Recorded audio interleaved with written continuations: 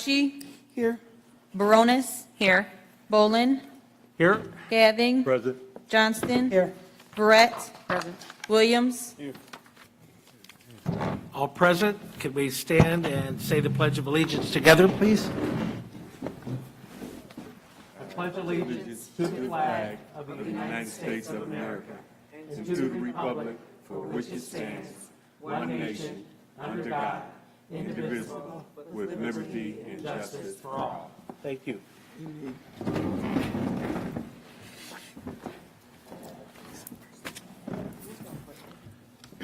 No. Okay, moving along the agenda. Superintendent's report, Dr. Walters.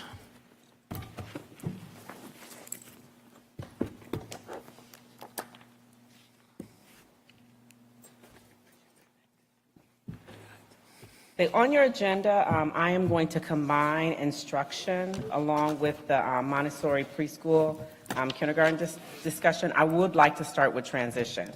So the first thing that I want to do is to thank Ms. Verrett for being relentless about this, because it actually goes back to my original passion.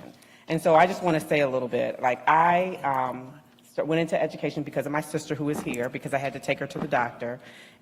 And I was, in first grade, I was really keenly aware of the differences in learning because of things that happened at the kitchen table. And so I actually went into education to help people that struggled to learn. And I went into social work to help people understand what happens in the family dynamic that can affect academics.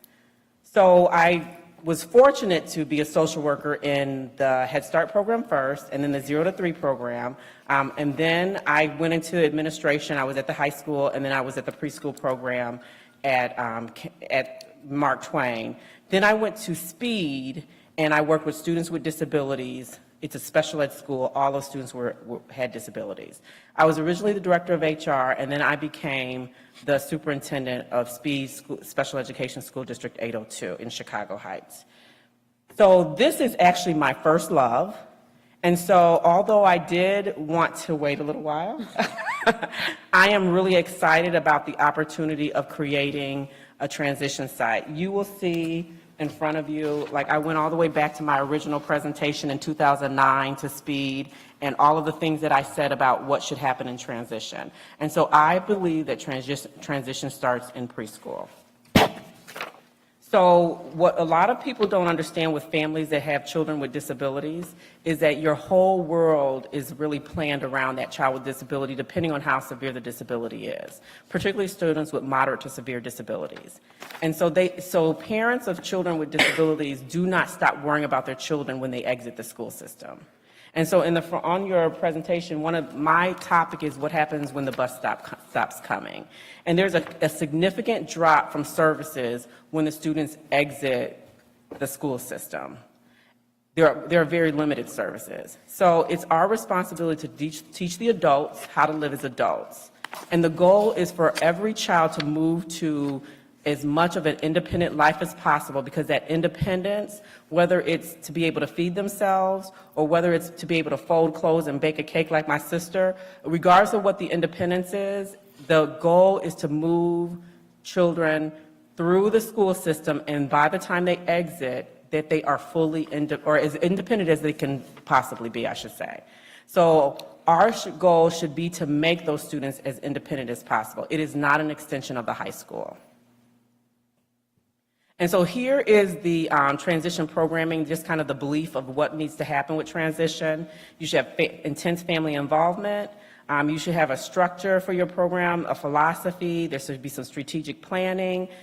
There should be interagency collaboration. So all of the community agencies that work with children in general and adults in general should be a part of that transition planning. Clear plan on how students will develop over time and different levels of development. Because there will be some students that have to work on the site, and there will be some students that can work outside of the site, and there will be some students that can actually get competitive employment. And so there should be a structure in terms of who's working towards competitive employment and who's working towards, different levels of employment or different levels of work. And then there should be collaboration with multiple agencies and organizations in the community. So in September of 2022 is when we received the expectation to look into a transition site, and we wanted to find a permanent site. And so in an email to Penny Sylvester, Karen Brown, Millicent Griffin, Shamika Fountain, and Felice Hybert, we gave the parameters. They were tentative parameters because we wanted them to create more detailed parameters. We want it to be near community activities, businesses, and other opportunities. We do want simulated living spaces, kitchen, bedroom, living areas, and laundry rooms. And then we want open, flexible spaces, so for example, they can have an adult prom. And so here's the process that we went through, starting with that first email. This is just remember, actually, we looked at this a while ago. These are the things that we did from September 8th until February. Here are we created a rubric. They visited at least four sites before we went to visit the sites in Meadowview. And then we were given the directive that this was going to be a district priority. And that happened, I want to say February or March, that this was a district priority. And so this is our plan for the new site. We do have a site. It's significantly less than the original site in terms of the cost. The cost was approved at a separate meeting. That area did change, but it's in the same area. We're in the process, we looked at a tentative lease, and now we're in the process of actually finalizing the lease. So here's what will happen at that site. There will be a manufacturing section. What we have that I didn't have in the previous district is we have direct collaboration with our high school. In our previous district, we were collaborating with HF, Bloom, Crete, what am I missing? Rich. But here we have a direct collaboration with the community with the high school. So this is going to be a collaborative effort with the high school and our transition planning program. The students that will own the site will be the students that are in the transition program, but they will have a community that will be built around them. Instead of them going out to the community, they'll go out to the community, but they'll also have the community come into them.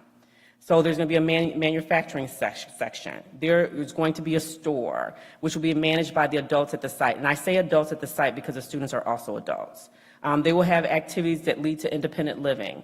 We're hoping that we'll have a stronger relationship with outside agencies and businesses. We already have strong relationships. We want to increase those relationships. Is it the gym that's in that area? We're going to explore if we can work out, instead of going to a traditional PE, that we will actually work out, what's the name of it? Planet Fitness. So that we can actually have a collaborative relationship with Planet Fitness, and we can teach the students how to use Planet Fitness. And I think Mondays is the day that there aren't as many people using Planet Fitness. And the other goal is to move our staff members toward a shared vision and goal for transition that includes preschool through high school. Now, legally, we are required to provide transition services at 14 years of age. Federally, it's 16. But I have always said, since I was at Speed in the special ed school, that transition starts in preschool. And if you think about just pretending to be a doctor, pretending to be a teacher, transition really should start in preschool. So this is the site that we created in Chicago Heights. This is our upscale resale exchange store. So we would take donations from the community, and we would set up the store for the really almost not used items. And then in the back of the site, we had gently used items. We threw away things that were not anything that you would give to anyone. And so all of the high schools, including our school, if there was a fire, or any of the elementary schools too, if there was a fire or if there was a tragedy in the family, they could come and get the gently used thing or the somewhat used things for free, but then they could also buy from the upscale resale shop. And so we hope to have an upscale resale exchange store, or whatever that team decides to call it. We also hope to manufacture our own T-shirts and Kankakee gear, and so those students would also sell Kankakee gear out of that storefront. And so I just talked about this. There is an indicator 13. It's been a long time. There's still indicator 13. Okay. So it's been a long time. It's been 10 years. So we really do want to make sure that we're paying attention to secondary transition and that we're making sure that our students are prepared for life. So this is the tentative title, Kankakee Life and Workforce Development, because the expectation is that all of our students would participate, but it would belong to those students that are permanently assigned to transition. So are there any questions? Any questions from any of the members of the board? No. So, Okay, thank you very much. you had a question? Yeah, when do you see this getting up and running? Is it ready to go August or? The students will be able to go to the site at the beginning, like August 20th, I believe it is. Is it August 20th, 21st? But it would be developed over time, because the students would help develop all of the things that happen in the site. The students will be a part of that development, Okay. the adult students. Okay, any other questions? All right, thank you. So in March of 2019, we decided that, well, actually, the National Montessori, I don't know if it's called the National Montessori, but the Montessori Association, the National Montessori Organization, invited all of the public school superintendents in the nation to a conference in D.C.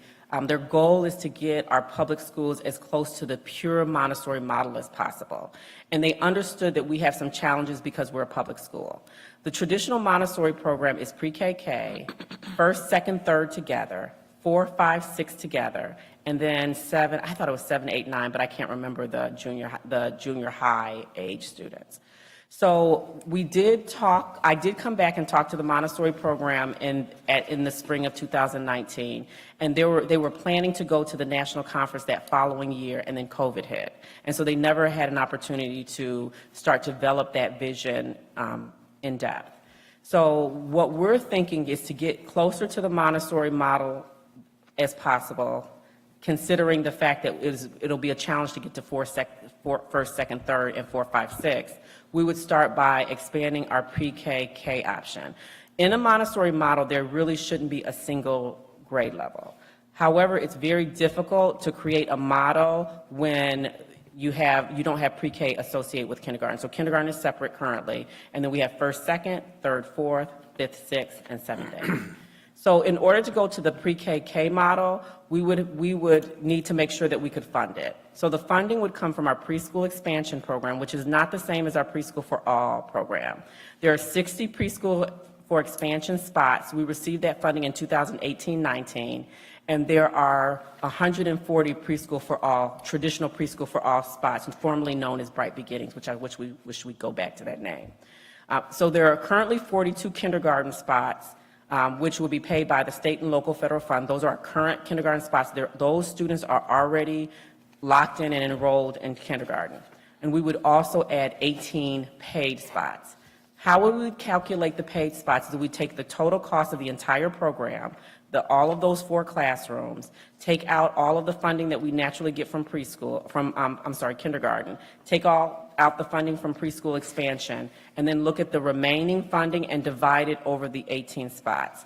Chicago, we visited a school in Chicago early before COVID, and there's a school that actually blends Head Start, preschool, and paid spots. So we were talking about going into that model, but again, we were not able to go into that model. We were actually thinking combining that model with Head Start as a start, but we weren't able to get to that.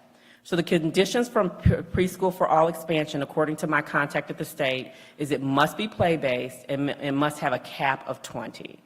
So the classroom structure would be there would be 4 classrooms. There's currently two classrooms, so we would have to add 2 positions. 10, 11 would be the kindergarten students that are already enrolled. There would be 5 preschool for all expansion spots within each of the classrooms, and then there would be 4 to 5 paid spots. And so the goal is to try to systematically move closer to the pure Montessori model. I also gave you an article about the Montessori program. It talks about Maria Montessori, and Maria Montessori actually taught students with cognitive disabilities. And like universal design, you design something for your neediest people in the community, and you find that that design actually works for all children. But I do want it to be very clear that the Montessori model was actually developed for students with disabilities. It's an amazing model. and it should be applied to all students, in my opinion. So some people think that they need more structure, but I think that model is a perfect model for all children, whether they have a disability or not. But I do want to point out that the Montessori model was actually developed for students with disabilities. So are there any questions? No. I have a few, okay, just to follow up. One of the issues that has arisen in the discussions has been the speed at which we're doing this and the need to proceed at the speed that we're doing it. Can you explain better for me and maybe for the rest of for those that are concerned, from your vantage point, is this something that's unprecedented in terms of speed? And I guess secondarily, is there a reason to do it now as opposed to plan for a year and do it a year from now? Okay, so in terms of taking the district as a whole and thinking about teachers and other programs, because we have choice, which I love. We have the College Career Academy, and then we have our various magnet programs, and then we have the Montessori, which is a part of our magnet program. We have a 3rd day, 5th grade day, and 10-day count. In all of our College Career Academy classes, there are times when you have to move teachers around after school starts based on enrollment. So we've had kindergarten, 1st grade splits. I'd have to think about some of the other situations. I think we've moved kids from King to Kennedy or Kennedy to King because the enrollment at one building was higher than the enrollment in another building. So there's been a number of things that happen after school starts that affects our College Career Academy teachers that would require them to unexpectedly learn new curriculum and adjust what they're doing.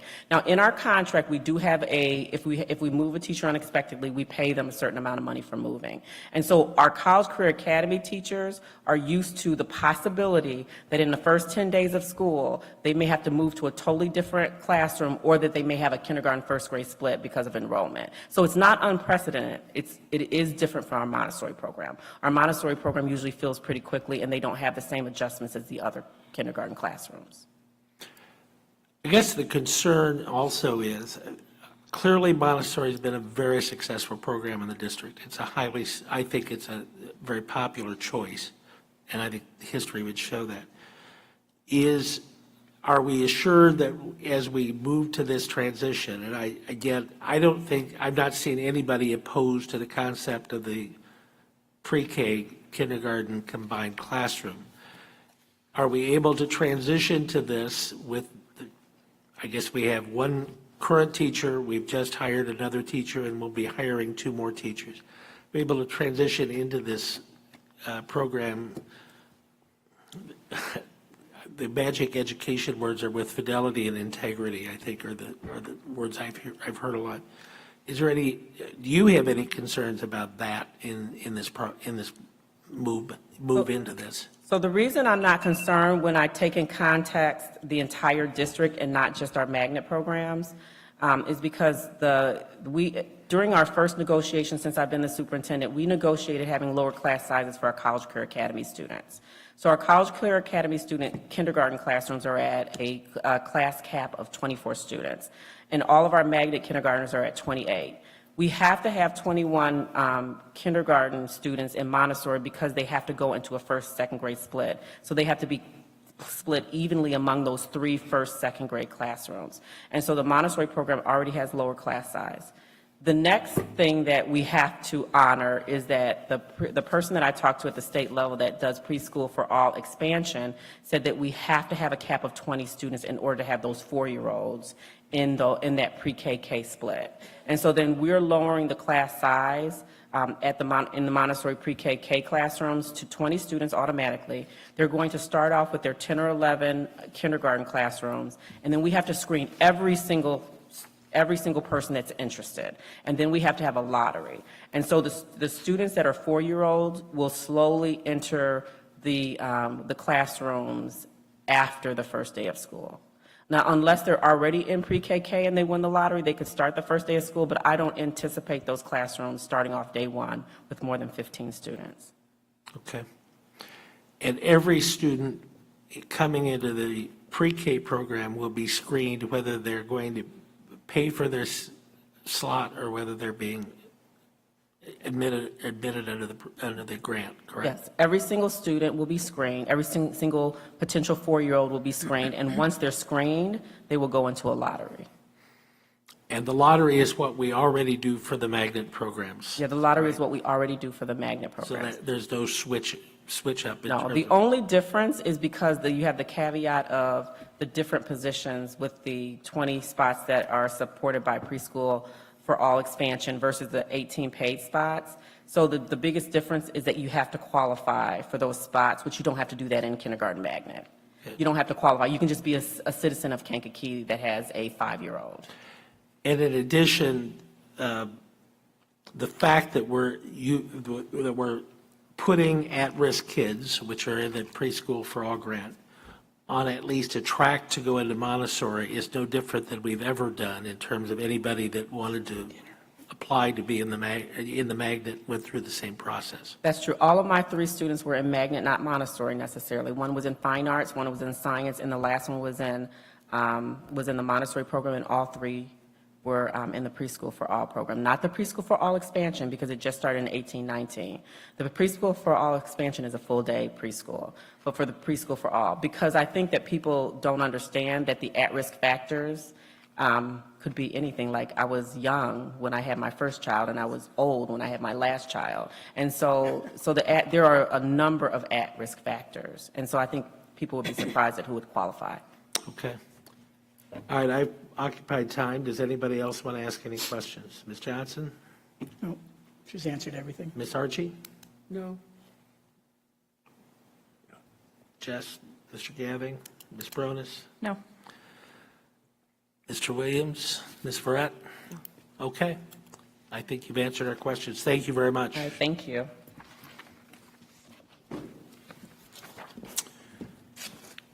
Moving on into finance, I understand Mr. Tudor is going to be presenting for us tonight. Is that correct? Good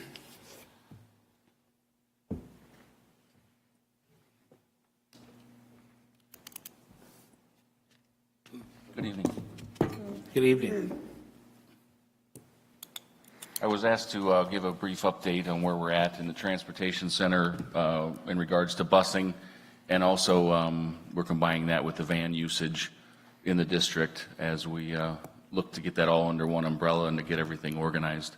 I've done a short report here just with some bullet points and where we're at right now and where we're heading, and would answer some questions afterwards if you have anything. Currently, just to bring everyone up to date, we took over the busing actually on July 1st is when Illinois Central's contract ended. So we picked up the slack and finished summer school. So if you've seen the buses driving around town, they do have Kankakee School District on them. Those were the buses we actually purchased. We purchased 25 buses that were a little older style that we own. That'll be our backup buses. And possibly in the future, if we ever look to go more green or something with the buses, we have a set of buses that we own to be able to get grants and things like that. So we finished the summer with that. We ran 23 bus routes and completed those all summer long. Like I said, we have the 25 and we're waiting to receive 48 more that'll be leased buses. They're all within 2 years old. They're all 22s, 21s and 22s that are coming in. They're currently out at Midwest Transit, getting radios put in them, the camera systems, and they're going through them all so we can have them delivered in the next couple weeks so we're able to start school with them. Right now, we're temporarily housed at the junior high school in one of the old computer labs because they're redoing our building. Hookstra has bought the building just within recent month or two. Hookstra Transportation has bought the building, and so they assumed our lease, which is a very good thing because they're just 2 buildings down from us, and they want to have a nice property. They're doing actually a little extra than what we originally had thought they would do from the previous owners that owned the building. So they are ripping out all the floors, putting all new floors in. They're painting the entire building. They're putting new cabinets in the break room area for the drivers, and doing a lot. And Steve Hookster's been great with us as far as wanting to expand the building and do the things to make it nice and work with us on any kind of issues that come up in the building. So we hope to be back in there in the next week or two, just depending on how things go with all the flooring and everything else goes like that. Like I said, currently we ran the 23 routes with summer school with 23 drivers. We're projecting that we'll have 33 route packages come up for the fall year, and that's putting all the individual routes and how they'll fit together. Multiple high school, if they're making multiple stops between an early time and then the afternoon or the second PM or AM shift for the middle schools, and making all those route packages. We currently have 31 CDL licensed bus drivers. We would definitely like some more, but right now we're at 31. I have 10 drivers that are in training that are at different points within their training. We start all the way with someone that has no CDL experience. We start them in the whole series of videos, questions, testing to get them ready where they can go take their permit test and go get their permit at the DMV. And then once they get that, we're able to, with our trainers, actually do all the road time, behind the wheel and all those things to get them ready for their road test. So we are working on getting those 10 ready, and a point I didn't put, I think we've realized that's where we need to focus a lot of our attention is the training of drivers. There's only so many bus drivers in this area, and they move back and forth between, so we're just, the next person will give them a dollar more an hour there, so they'll move back and forth between places that we're only sharing so many drivers in the area. So I think the focus should really be to get those people that are interested at all, to get them trained. And if we can do that, I think that's where we'll be more successful in getting more drivers. And we have 30 monitors ready to go for August 21st. My goal is to have a monitor on every bus regardless of the age. I think it hasn't been that way, but I think it's very beneficial, whether it's a high school, junior high, or middle school. It's an extra set of eyes on the bus that the driver can concentrate, and they can work together to, if there are any issues, head them off at the pass before things get that. And then also, we're really working hard to start training those monitors instead of just throwing them on the bus and say, here you go, keep an eye on the kids. So working with Linda Wilson, we're developing a training program for the monitors also. So they, as the kids change and progress, that we need to be able to handle them on the bus if there's any issues come up. So like I said, we're still working on 40 to 45 is the number we'd really like to have, both of drivers and monitors. We can get by with what we have, but the things that this will help eliminate, as we know, I really want to get back to where we can accommodate transporting the teams, different clubs, and field trips. Right now, we are just so limited that we're limiting field trips for groups. As you know, most sports teams are having to take vans just due to the kids. It's just taking us so long to get the kids home. And having the more drivers will help break up these larger routes so kids aren't on the bus so long. That's the biggest goal, is to get these kids shorter bus time home. And then also have a supply of drivers on standby, that when people do call off, we have a selection of half a dozen drivers that'll just be willing to be on standby for us, that can jump in and pick those things up, because people do call off. We have those issues. So that's definitely why we want to expand to the 40 to 45 drivers and monitors. Currently, we're working on the fall bus routing. We keep working on it. Obviously, there's registration is still happening, so it keeps changing, but we at least need to get the routes kind of set how we think they're going to be, and then hopefully there'll always be something at the end we'll have to add on to it, but our goal is to have it by the 15th put out to all the schools, teachers, and then all the parents to know what their bus route will be for their child via the e-link is what we use for that, to notify all the people of their bus routes. So that's kind of in a nutshell where we are right now with the busing. We've been working hard, and we're looking forward to get things going at the new facility. And the drivers seem to be excited for working with the school district. Some of the things we're going to provide for them are something they're not used to getting. So we really hope that's going to be the draw to keep them and to expand. As far as the school vans, I know that has been a source of a lot of phone calls and a lot of messages. And right now, honestly, we've been focusing, number one priority has been on the busing right now. That's just been our key thing to get the buses going. But as I've gotten through this over these last few months, is developing a plan that we have better accountability and management of how the vans are used and the procedures when staff and coaches use them. That seems to be our biggest issue we need to concentrate on right now, and have enforcement, and to have accountability, that there is a process that we do, and then actually having a plan that if you don't follow these things, you can lose your privileges of using the van. It's not a right, it's a privilege to be able to use these vans for different things. So we're working towards that. As you can see there, and these are all things we've just been talking about. I would really like to, in the future, have all the vans based out of the transportation center at Eastgate. It gives us a facility that's, number one, it'll be under camera, it's under fences, so more security, and also gives us the ability to have our hands on the vans to see what they look like after trips and after people use them. I also feel with our garage situation there that we can actually have a wash bay set up where we can have people cleaning the vans more on a regular basis to keep up on them.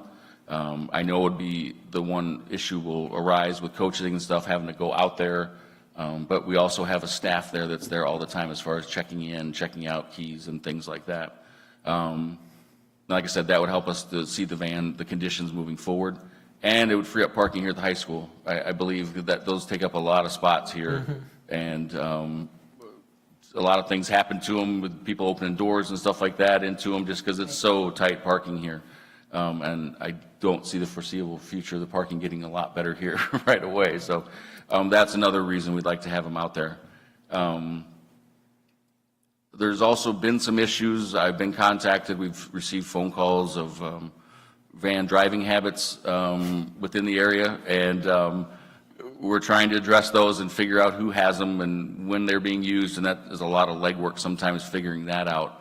And we're just looking at a couple possibilities for the vans. The first one I have is we're looking into where we can put a speed limiter on them. That's just something we're looking into. That's one way to fix it, to keep them from driving the speed limit, is we can set how fast they're going. That's been some of the complaints as far as on the road and stuff, that they're driving too fast, those kind of things. So it's not something for sure. We just want to look into that as an option. The other thing we're doing is we're talking with Nordmeyer Graphics, who's done all the graphics on the van, is to have larger numbers on the back windows along with the phone number, which will also be on all the buses, kind of a how's my driving kind of thing. Call this number. We set one up for the busing anyway, so we feel like that might a little more accountability, knowing that, you know what, and I've told the van drivers especially that are our regular van drivers day to day that you're driving around with a target on you. I mean, people are looking for a reason, so don't give them one. You know, there's little things that you may not think of in your personal car that you may roll a stop sign and turn the right and don't completely stop, but if someone sees that, that's definitely going to draw attention to you. So just continually following up with them is going to be another key thing in the training, just of that's something you have to keep looking at. And so that's kind of where we're at with the vans. Like I said, that'll be an undertaking to get them all organized. Ms. Desiree and the athletic office has been scheduling in most of the vans. That's been a lot on their plate with things, so I would like to work with her and like we can get a more centralized location to get them and figure out how we're going to work from there. But that's kind of where we're at right now with the vans and the buses. So if you have any questions, I'd be more than happy to. Ms. Johnson, you have a question? About the vans. Yeah. If I take the van for a softball game, would I get the keys here, or would I go out to Eastgate to get the keys? Right now, you would get them at the high school. And still bring it back to the high school? Yes. But once this is up and running, you said people will be there, so like if we get back at 8:30 at night. There will be a drop box just like there is in high Okay. school for the evening time, that there will still have to be, we'll have a drop box for that issue. Okay. So, but there also is enough parking for the coach to leave their car there. So there wouldn't have, you can leave your car there at the bus terminal. Oh, But well. so when you drop it off, that would make it a little easier too. Yeah, where else would we? Yeah. No. Well, some people have to come back, High right, school, yeah. then walk to Eastgate. It's a long walk, but it'd be healthy. Anybody else have a question? I just want to thank you. I know this isn't an easy task. I know there was a lot of transportation issues last year, so thank you for your work and at least making it through the summer with the 23 drivers. I don't know if you experienced a lot of issues. Do you foresee that, do you think you kind of worked through some of those kinks prior to the school year starting? I don't think we've worked through all of them. Well, of course. I mean, it's still going to be, I really feel this first semester is going to be a hectic one for us. Patience. There's been not a lot of accountability for the bus drivers previously, as far as calling off, like some people just call off multiple days a week, and then we're sitting there then going, you're putting extra people on buses and things like that where they haven't had the management there either. And that's one thing I hope with all of us, my staff actually being in the building with them on a day-to-day basis, that we know that we are, what our expectations are of them. And honestly, I feel they're being taken they'll be taken better of more than they were with Illinois Central as far as benefits and pay and those things that will make it more beneficial for them to want to be at work and hopefully continue to come every day. But yes, we'll have to deal with people calling off and some of those things still. Okay, thank you. Any other questions? I don't have a question, but I just wanted to say that I appreciate you taking the proper protocols for accountability. I think that's a huge piece, so I appreciate you doing that. Yeah. I have one, and you may have already thought about it, probably have already thought about it. Is there a system to contact parents when something happens with the bus? One of the complaints that came last year was the bus sort of vanished and nobody knew where it was. And so parents didn't know where their children were, and the more the calls they made that were unanswered, the worse it got. So is there a system that can at least let parents know the bus is? The protocol right now is, which, will need to be addressed some, is every morning, every afternoon, we let every school staff know where we're at with what buses, if we're having someone cover buses, if we're short a route, which has happened many times. So we contact all administration in each building along with the secretaries, and that's where the communication is supposed to go from there to them. Our goal is, with some of the new technology, is every bus is going to be outfitted with basically an iPad that'll give them step-by-step instructions, turn-by-turn directions also that we can program in, so they're not having these route sheets on them. And then our goal is, which we will not roll this out right away just because there's so many things happening, that they have the ability to, when each kid gets on the bus, they will scan on the bus. The parents would be notified by an app they can download that your son got on the bus at 7 a.m. At this corner and got off at the high school at 7:55. So those are some of the, we want to work towards that. Then it becomes, what happens if a kid loses his card, which I'm sure that's going to happen. So some of those things we need to work through. But also just having the buses where they know exactly where they're going to, and we can message these iPads right on their bus and say, this kid's missing, that there's, this kid missed his bus, so if another bus is coming by, that we can do that a little more efficiently. So that's our goal there. And encourage them to go to the back of the bus when they bring it in to make sure there's not a kid sleeping in the back seat. Yes, there's buzzers that are set for this, that they're, so. Just thinking through the problems that I've dealt with in my short term on the board. Yeah. Or the problems that I had as a mother. Yeah.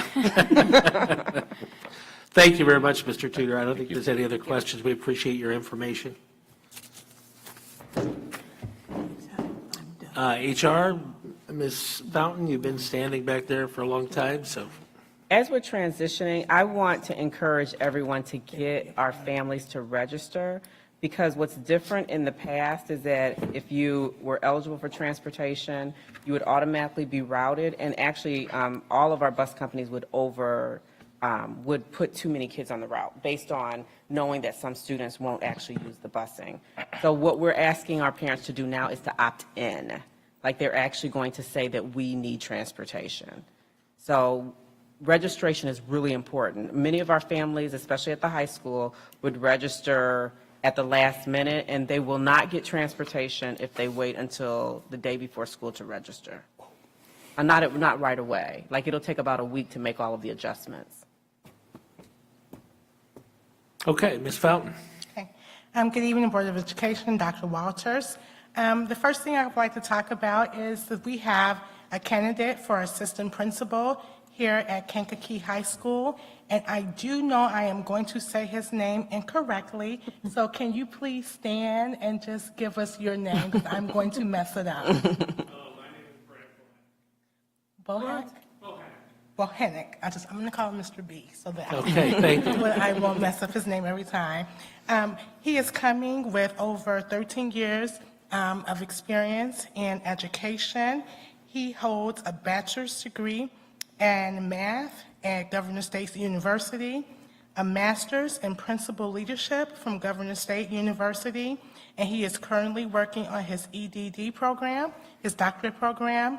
He will serve as the assistant principal per your approval tonight at Kankakee High School, and also as the coordinator of our college technical career courses. So welcome, Mr. B.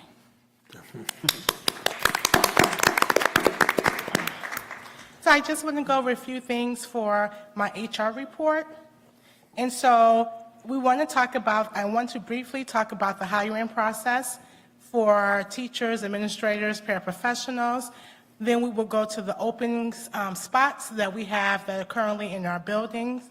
And then we were also asked to have the number of instructors that we have in the district. So each building department interview team will consist of a diverse group of individuals from their particular building or department. In order to ensure an in-depth conversation about the roles and the candidates' qualifications and experience, the interview team will conduct all interviews using the questions that are provided by the HR department. Each building or department will submit their recommendation for hire along with all pertinent paperwork, copy of a recommendation for hire, reference checks, and interview question notes. A candidate will not be considered for employment until all paperwork has been completed. So the hiring process for teachers and paraprofessionals, those are interviewed and hired by the building principal and their team. Building level administrators will be interviewed by the assistant superintendent of HR and the team. Directors and central office administrators will be interviewed by members of cabinet and the team. And then per the Kankakee School District 111 Board of Education, Dr. Walters must interview the final candidates for building and higher level administrators. So currently, these are our number of openings. I'm giving you teaching positions because we did this on July 10th and today, July 24th. So Taft on July 10th had 1 position open. They're currently at 0. Mark Twain had 2, but we're now at 3. Edison had 1 position open. Now we're at 0. Steuben had 1 position, and we're at 0. King had 5 positions, and now we're at 1. Kennedy had 5 positions, and we're at 3. LCC had 0. Now we're at 1. The junior high had 8 positions. Now we're at 4. And again, this is in a 2-week period. The high school had 11 positions, and now we're at 7. Avis had 2 positions, and now we're at 1. So those positions at the high school, those include Elevate classes that we have the Elevate, or that we purchase Elevate to cover. But we are still hiring and calling people. I just received from administrators within the last few days, we have 17 recommendations for hire that we just got within the last few days. So we're in the process of calling those people and also offering salaries to them. We have also told the administrators that we will not take their positions down until we have someone, actually until Teacher Institute, new Teacher Institute, because what we are finding, it is a very competitive field right now. Some people have agreed or say that they will take the position, and then they'll call us 3 weeks later and say they've accepted somewhere else. And so we want to make sure that we keep our positions open, so they will remain open just in case we run in any of those situations. Our current number of instructors in the district for the 2022-2023 school year, we have 59 instructors. Instructors hired for currently this school year is 16. So we have hired thus far 16 instructors to fill our positions for 2023-2024. And certified teachers this year, we have hired 15. So we are still in the process of hiring. And again, instructors are hired based upon them having a bachelor's or a master's degree in the area in which they will be teaching. For instance, we have a doctor who is teaching biology at the high school, or we may have an accountant that is teaching math. So it is not, you can just have any type of degree and come in and teach, but it is based upon your degree and the area that you have your bachelor's and your master's degree in, Or work experience. and work experience. And so for recommendations for hire, again, this is the form that each administrator would need to fill out, because again, I do not hire teachers, nor do we interview for teachers or paraprofessionals. It is up to the building administration to hire for their building. So this is the recommendation for hire. And see if this is going to work. I hope my link works.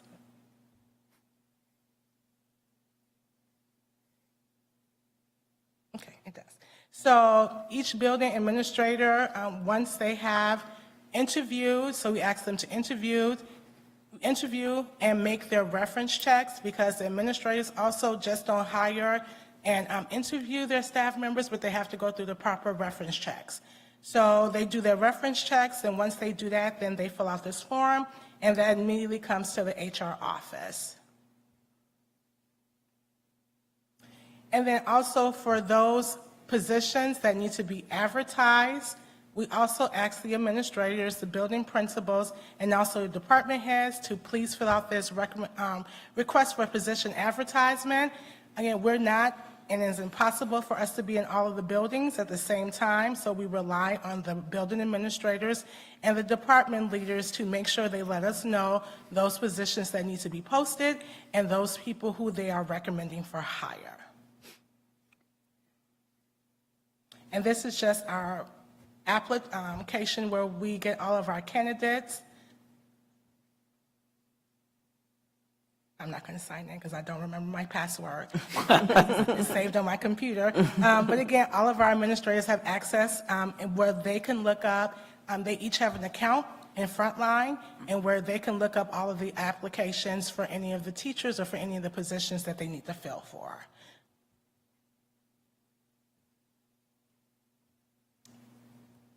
And that is my report. Are there any questions? Any questions, Ms. Johnston?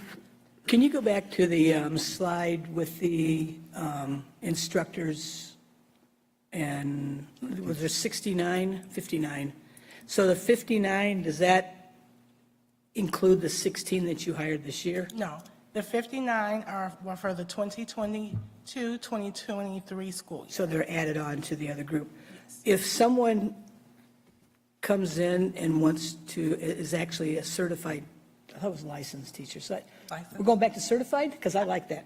That's my area. The terminology is licensed. Okay. Anyway, so if someone comes in and they're licensed in whatever we have current, the instructors in, would that person that's an instructor, would she get bumped? He or she get bumped? So when I first want to say that all of our administrators look for licensed teachers. I like Sorry. certified, you go ahead. License is the correct terminology.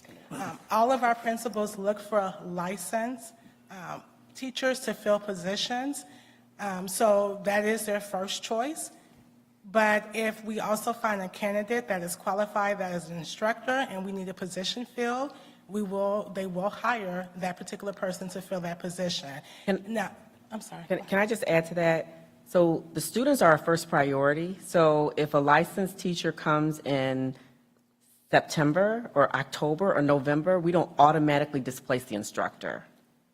I'm not looking that far ahead. I'm just saying, you've already hired 15, right? So if someone, like right now. Oh, you mean right now? Yeah, so if someone comes in and you hired someone to teach math because they have an accounting degree or whatever, and all of a sudden here comes someone who is licensed in math and has done the instruction work and everything else, would that person in math bump that other person? Well, So we would have to keep the instructor but get rid of the certified licensed person? can I talk about that kindergarten classroom? So we had a licensed person come and want a kindergarten spot, and there was a lot of chaos that was caused because the instructor wanted to keep that class. And so we're going to try to think of what's best for that licensed person, because we don't want to set the first-year licensed person up for failure either.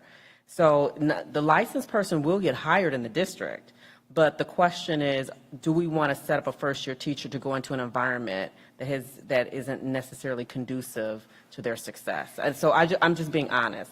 We do not want to ever have a first-year licensed teacher going into a environment where people are questioning their capacity to do the work. And so we're going to try to make sure our first-year young licensed teachers are in a supportive environment where we can keep them for the next 32, now it's till they're 65 for those years. So, And also, I would like to add that, I just forgot what I was going to add. sorry. That's okay. Okay. We have a teacher shortage, so we will have that shortage for the foreseeable future. So there are going to be positions that are open for anyone to take or that apply. But I will also say that, and the building principals can attest to it, that when they hire, when they interview, most of them have a team of teachers, am I correct, that interview with them, and they look at the person also who is going to be best for the students and the best for the building. I really understand that, but you must not understand what I'm trying to say.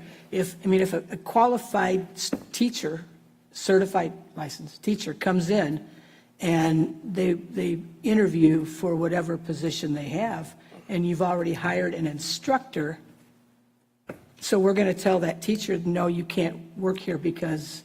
So no, I understand completely what you're saying, but what I am saying is we have a teacher shortage right now, so that is not a situation that's happening.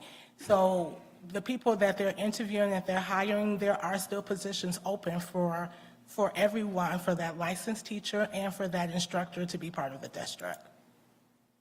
So yes, the licensed teacher gets preference, but we also don't want to set up a young licensed teacher to be in an environment where people are not being kind to them, because then we'll lose them anyway.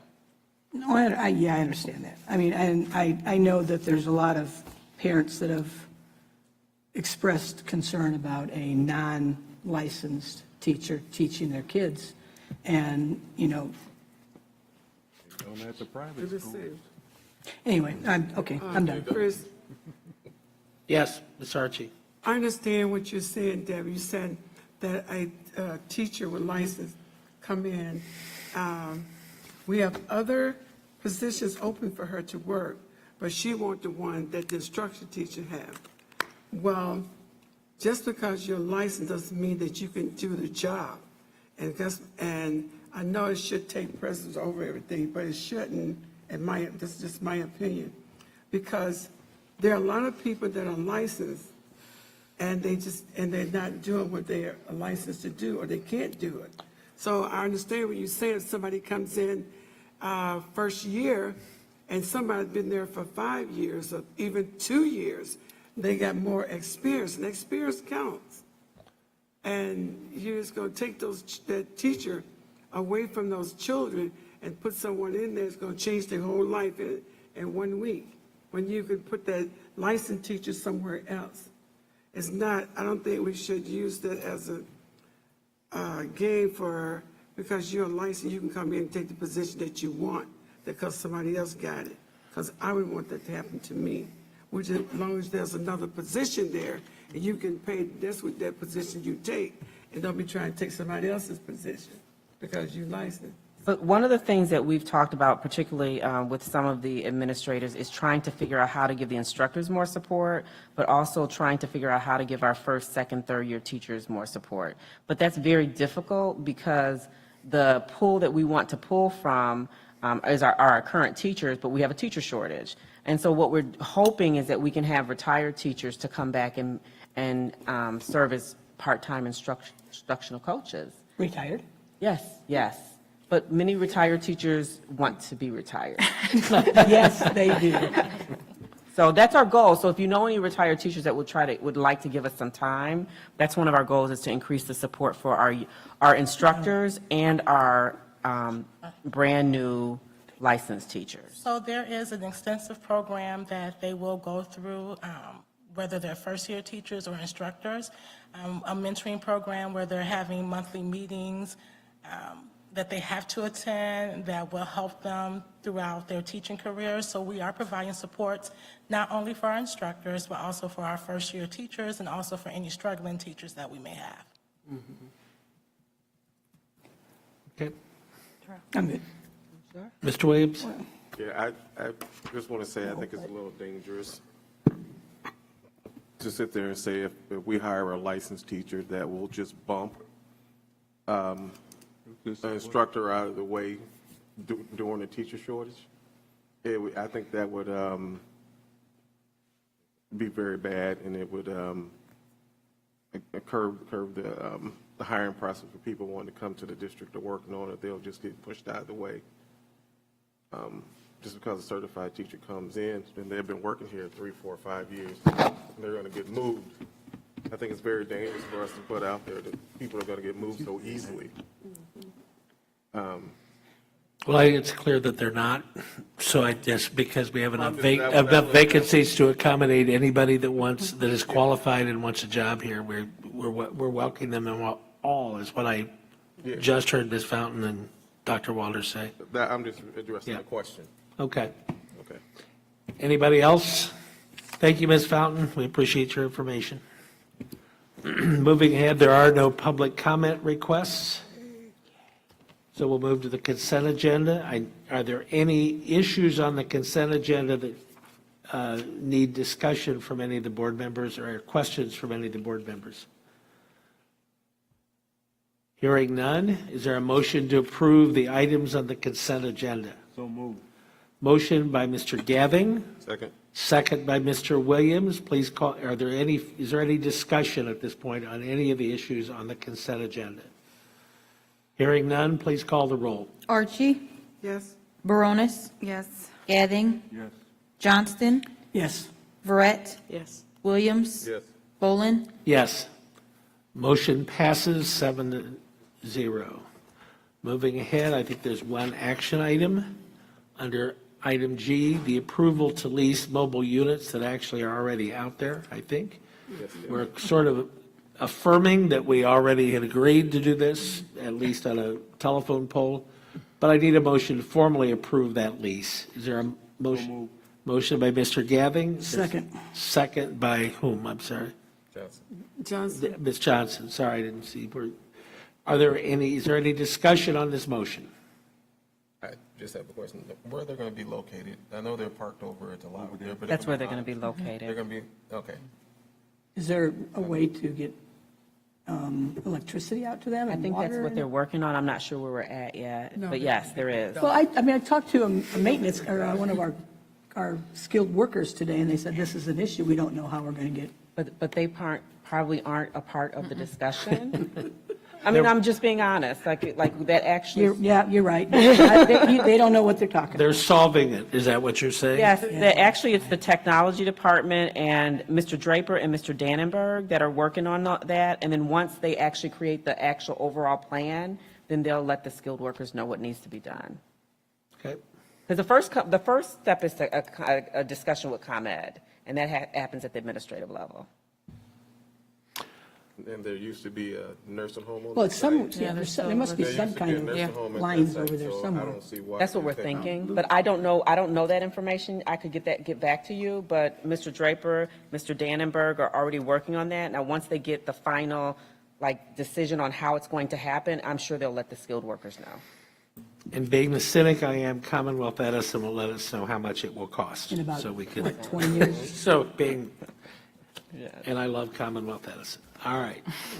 Any other discussion on this motion? If not, please call the roll. Baronis? Yes. Gathing? Yes. Johnston? Yes. Verret? Yes. Williams? Yes. Archie? Yes. Bolin? Yes, motion carries 7-0. Oh, yeah, no, we'll get back. Any old business at this time? None on the agenda? All right, anybody have comments for good of the agenda or for the good of the order? And I think Dr. Walters has asked to do that. I just want to just take a moment to think about and really focus on the needs of our children. And we recently lost Kamani Frank, who would have been a junior at Kankakee High School. And even more recently, we lost his cousin, who was a student in the school district, Winston Brookshaw. And so I'm just asking us to just have a moment of silence for Kamani and Winston.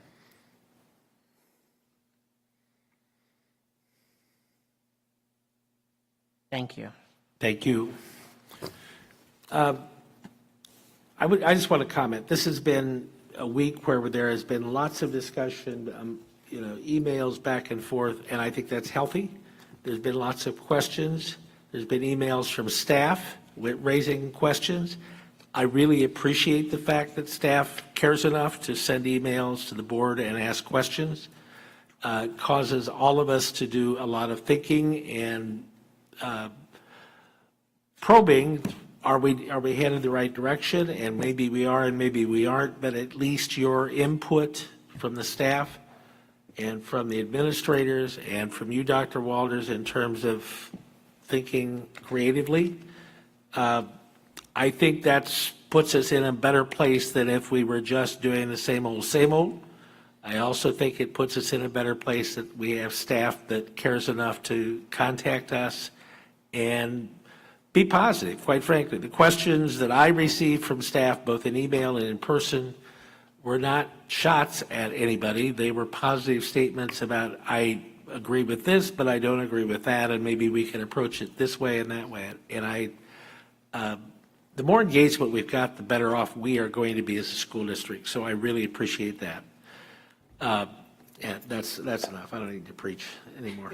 So, all right. You see the calendar notes. Next board meeting is August 14th, and that's at the junior high school. And the next item on the agenda is a motion to adjourn. So moved. Motion by Williams, seconded by Gathing. All in favor? Okay. We are adjourned. Thank you very much.